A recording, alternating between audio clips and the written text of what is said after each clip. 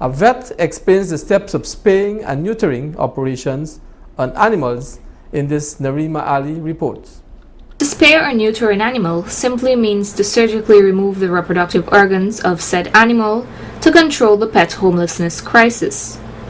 During the surgical sterilization, a veterinarian removes certain reproductive organs.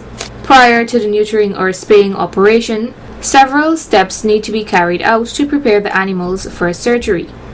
A recent neutering and spaying campaign was carried out in Berbice, and the vet spoke extensively about the steps. Dr.Nardeo, Bassoodeo. I'm a veterinarian that resides in Georgetown. The first thing we do is that when the animal comes in, we have a team that are actually taking the numbers of the animals and taking all the biodata of the owner and the animal. If they're strays, then we put the name of the organizations who would be responsible of doing the aftercare. So we make sure that each and every animal are identified so that one owner does not take the wrong animal home. Then the animals are sedated here. After being weighed, then we sedate them. And after that, after they're sedated, we take them here to where we would do the preparation for surgery. Here, actually, this is Ravi Dunat from our clinic, and Ravi is now making sure that all of the hair from the surgical area is removed, so that we don't have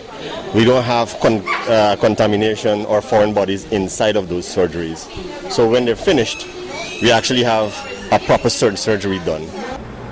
The animals were also given a tetanus vaccine before moving into surgery.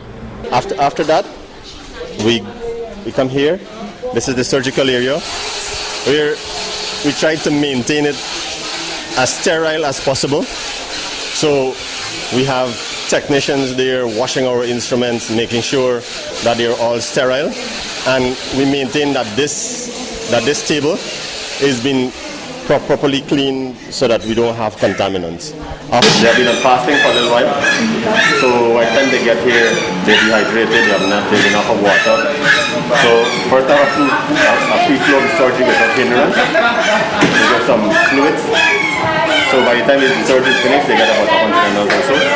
So they wake up without any difficulty. During the ovariohysterectomy or the typical spay, the ovaries, fallopian tube, and uterus are removed from the female dog or cat. This makes her unable to reproduce and eliminates her heat cycle and breeding instinct related to the behavior. During the orchiectomy or the typical neuter, the testes are removed from the male dog or cat. This makes him unable to reproduce and reduces male breeding behavior. However, there are many alternative surgeries to the traditional spaying and neutering. A hysterectomy removes the uterus and part of the fallopian tubes from the female dogs or cats. A vasectomy involves the removal of only the vas deferens, which conducts sperm from the testes. An ovarectomy removes just the ovary from the female dogs and cats. After surgery, special post-operative care is given to the animals.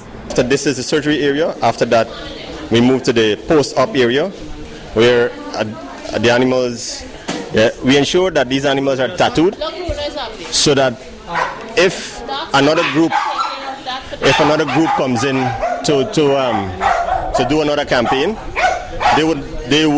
these animals are identified, so that we don't have a second surgery being conducted on the same animal.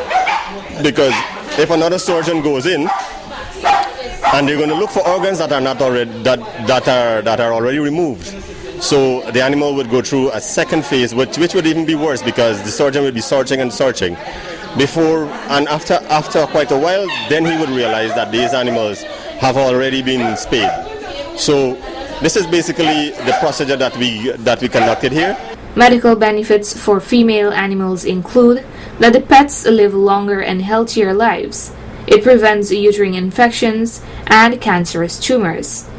In males, the animal has a reduced risk of having testicular cancer and some prostate problems.